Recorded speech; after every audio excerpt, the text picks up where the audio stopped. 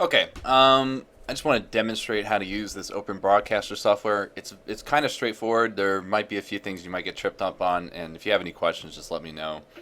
But I'm going to just demonstrate how this works really quick. So you're going to open up the open broadcaster software. First thing you're going to do is come down here and right click to this little area right here where it says scenes. You're going to add scene. And so I've already set mine up in order to show you like how to use this. And so you would name it desktop or application or whatever it is you want to name. So you would establish that first. Then you right click in where it says sources in the white area, and you're going to add software capture. Don't worry about any of that stuff. That's if, basically this software is used as a broadcasting client for like people who stream video games, like professional video game players. And so they have they have images, like basically they have a lot of crap you don't have to worry about. So software capture, we're going to go to properties. So monitor capture, essentially everything from, if you look in the top left corner where my arrow is, everything all the way here, everything's going to get recorded. If you have multiple monitors, you could pick which monitor you wanted to record. And so that's what you're most likely going to go with. You have the option to do window capture, and that's if you had certain applications open. So for example, this folder is open. If I wanted to record just this folder, we could do that. It's the same thing if you had your application open. Inner window means only this little border area is included, not any of the window stuff. So all everything above this little JNES bar would be not recorded. But we're going to do monitor capture since that's most likely what you want. You have the option of having your mouse cursor captured, like you can see me moving around like this.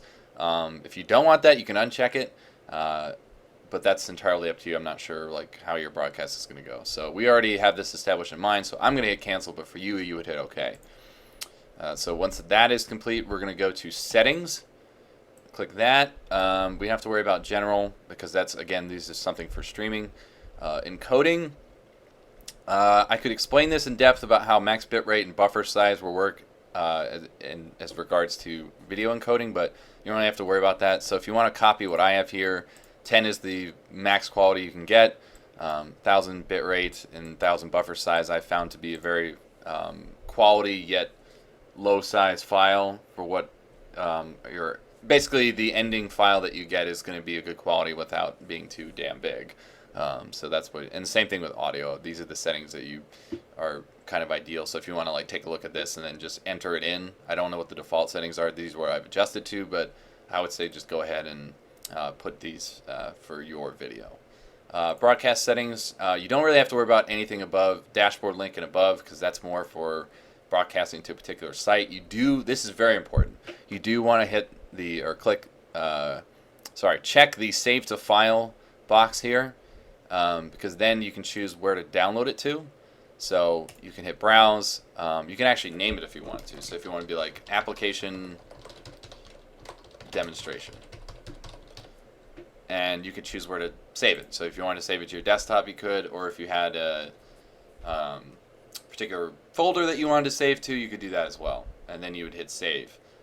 You want to do MP4 file because I can't edit Flash video files and I can't convert them, so save it as an MP4.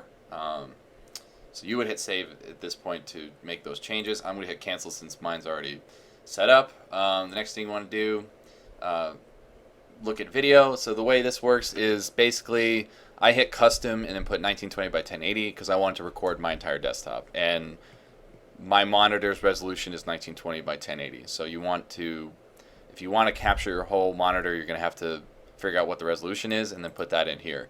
We don't have to worry about resolution downscale. That's actually just for if you were streaming to a particular site, because it's not going to, if you ever stream, it's not going to truly be, for example, 1920 by 1080 because they have to compress it a bit because of all the data. So we don't have to worry about that. Audio, we're going to have to worry about because I told you about USB microphones. So here, if you click here, I don't know what it is. I think it would just be default for you when you first set it up, but these are a list of sources that you can link to, and most likely if you get a USB microphone, it's going to be listed as microphone parentheses USB audio device. This is just a bunch of other stuff that I use for audio editing, and so you don't have to worry about that, but it will show up there as USB audio device. Push to talk, I would recommend not doing that, especially if you're trying to record 3 to 4 people in a 2 to 3 minute video, because what that would entail is if you check this and then selected a key, like for example F9 on your keyboard, you would have to hold down F9 to hear the audio of people speaking. And if you let go of the F9 key, you would no longer record audio from your microphone. So I would recommend just having audio recording and not checking push to talk. Same thing with unmute mic. Don't worry about that. Force auxiliary to mono. That actually is important because one, it will not make your video lag as much when you're trying to record in stereo. Also, I've had syncing problems when it does record in stereo. So mono just makes the audio in the video file that I'll get one just continuous audio file that's synced with the video. It just makes things very easy.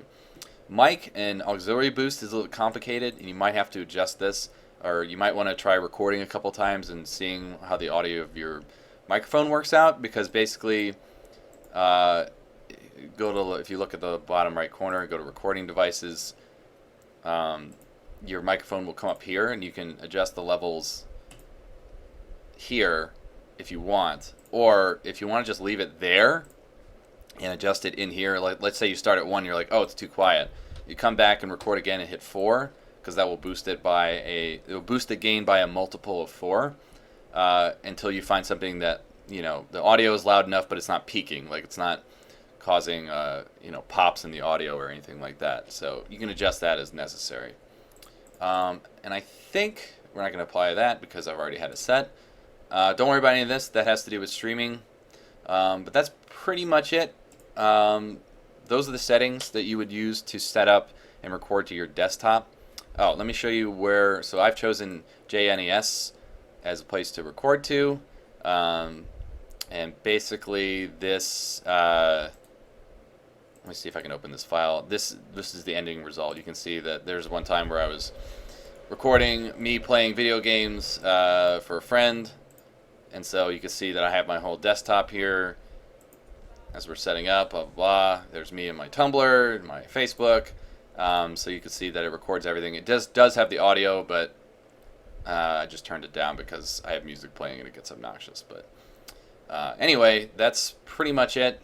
If you do have any questions, please let me know. And I can be happy to kind of explain things further. Or if you have technical stuff, we'll try to work through it. But yeah, that's basically how the broadcaster system works. And like I said, the ending file you could always send to me. And once we get to that point, we'll work out how to do that. But yeah, that's pretty much it. We'll talk a little bit later.